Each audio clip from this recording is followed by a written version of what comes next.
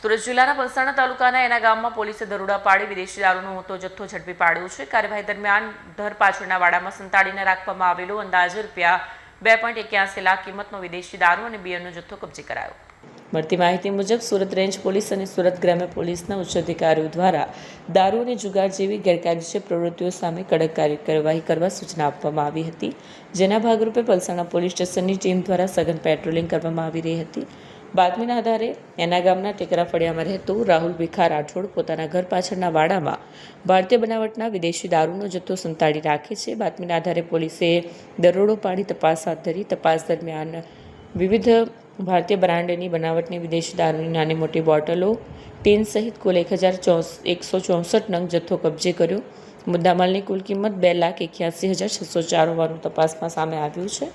આ મામલે પોલીસે આરોપી રાહુલ ભીખા રાઠોડ વિરુદ્ધ ગુનો નોંધી વોન્ટેડ જાહેર કર્યો છે અને વધુ તપાસ હાથ ધરી છે।